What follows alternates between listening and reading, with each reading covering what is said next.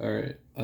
So relative to the 303 and the Burst Pro, neither of which I have on hand to compare to, the G Pro X Superlight, especially with core pad grips on the sides, is definitely more comfortable. The back is narrower than the Burst Pro, and it's not as aggressive or sharply cornered as the 303, nor quite as tall.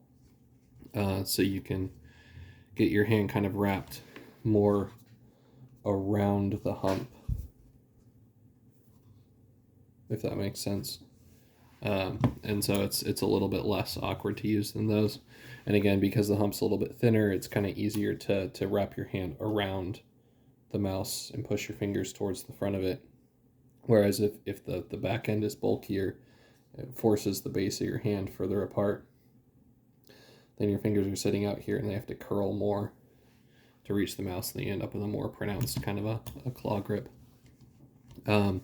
So this is a pretty comfortable shape for most people. And the reason I mentioned the core pad grips, two things. One, they help give you a little bit of just a tiny bit of cushion if you have to dig your fingertips into the side of the mouse.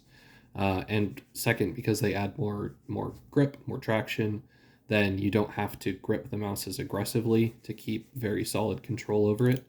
And the more relaxed your grip can be, the more comfortable the mouse will feel. So in both of those ways, it helps. And then combined with the low weight and the generally quite inoffensive shape, and it's pretty comfortable for most people. It's part of the reason it's so popular. Anyway, moving on from that, the XE is a little bit wider than the G Pro, and it has a little bit more of a pronounced kind of peak right here, slightly towards the back, in terms of how it pushes against your hand. So the G Pro tends more to have a small kind of ball-shaped area somewhere up in here that your hand mostly kind of rolls around, whereas the XE has a little bit more of a flat crease up on top of it. It's not like a sharp feeling. That's just a slight difference in the way it presses into your hand. And then this slope back here is a little bit shallower and more consistent in its angle, rather than being kind of more bulbous and rounded. So as a result, your palm tends to sit a little bit flatter against it, right? Not quite as rounded the way the GPX was. And at least for me, as a consequence of that, my ring finger is trying to sit kind of up on top of the mouse here. And when I try to wrap it down around the side, it just makes it feel slightly wide. So I can kind of fix that by rotating the mouse a little bit in my grip, which some people find comfortable and works well. Some people find it a little bit awkward to go from more of this orientation kind of straight on to having it more angled. But you can see that helps my ring finger tuck in when I do that, and then also pushes the base of the mouse out slightly to the side, which makes it feel a little bit wider where my pinky's trying to grip. But when I do that, my thumb placement gets a little bit far forward towards the front, and overall it just feels ever so slightly awkward in both positions.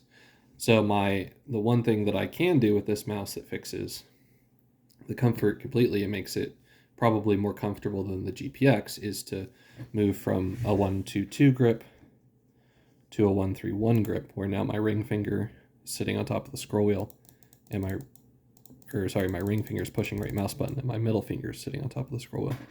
Anyway, and by doing that, then the whole hump of the mouse really comfortably fills up the middle of my palm, and it feels very, very natural to hang on to. It's wide enough that my pinky is perfectly happy being out here on its own, and the coating is grippy enough that I don't have any issues lifting or controlling the mouse with just my thumb and my pinky on the sides. So anyway, that's how I tend to use that one. The sort of unique grip that I opt for with the Aria, like I said, mostly relates to gripping the mouse with the fingers and the knuckles. So my first two knuckles here are sitting right here on the hump, kind of in the middle, and then the rest of my fingers are relaxing and wrapping around the shape. And most of my palm is just kind of hanging out behind the mouse, sitting on the mouse pad, and it doesn't have anything filling it up or forcing it into any particular shape. And so as long as you can keep your hand nice and relaxed, then this is one of the mice that I would say feels more like an extension of my hand, or that it kind of disappears in my grip, mostly because it's not filling up or forcing my palm into any particular position. And it's wide enough that my fingers aren't kind of pinching together awkwardly to hold it.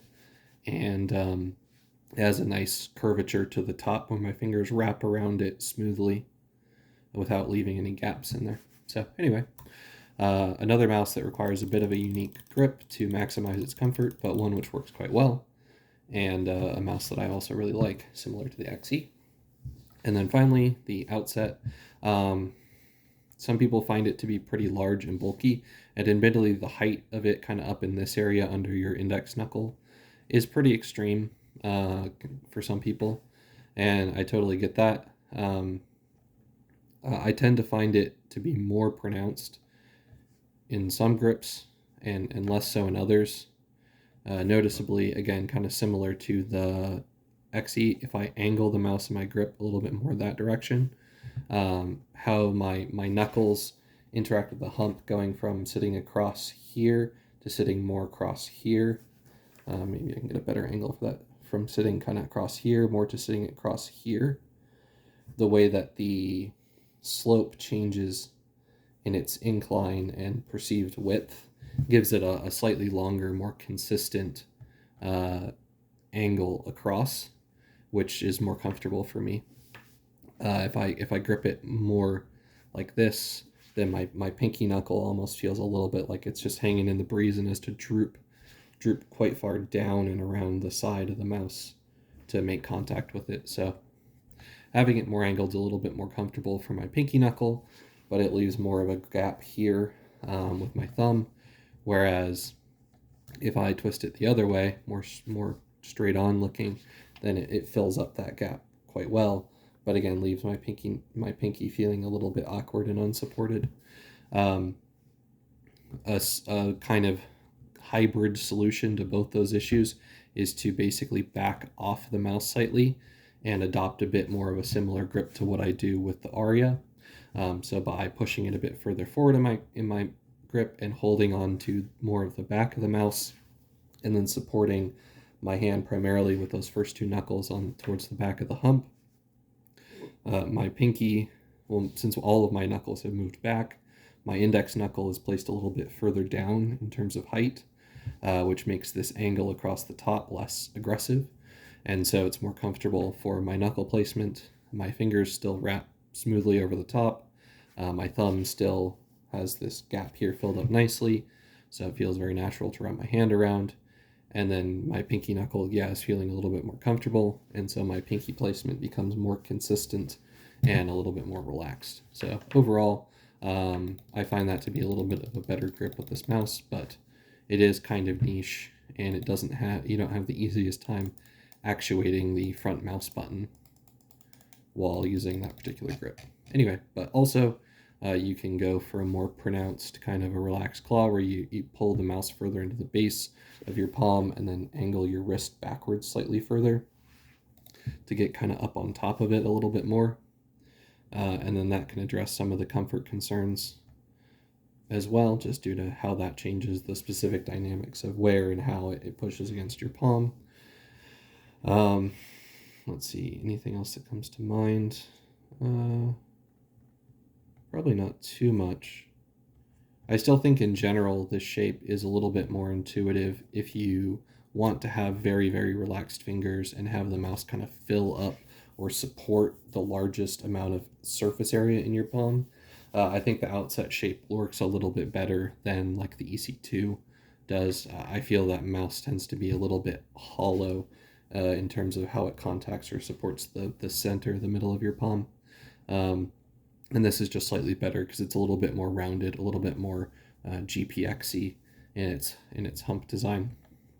And having the slightly truncated back here instead of a longer, more gradual tail that comes all the way out to a point tends to put a little bit more contact in the lower palm area and pushes the base of my hand a little bit wider. So it just doesn't feel quite as easy to manipulate my grip into I don't know. The Outset just works for me in particular it feels pretty flexible to grip in a variety of different ways. But I think the one that I showed initially, referencing the Aria, where I back off of it a bit further, is still probably the most comfortable overall. But a lot of that comes down to how comfortable you are with your palm resting on the mouse pad. And some people really don't like that. Some people really want to be kind of sitting up on top of the mouse so their palm has minimal, if any, drag on the pad. And if you're somebody who's more of that persuasion, then something like the EC1, a longer, larger mouse will definitely make that easier to do, or something with a longer length to it in terms of the ambidextrous shapes, more like the XE. I can kind of choke up on it like that, get the hump to fill up towards the back of my hand, and then have little to no drag on the mouse pad while using it. So anyway, hopefully that helps. Maybe I was just rambling, but oh well, I tried.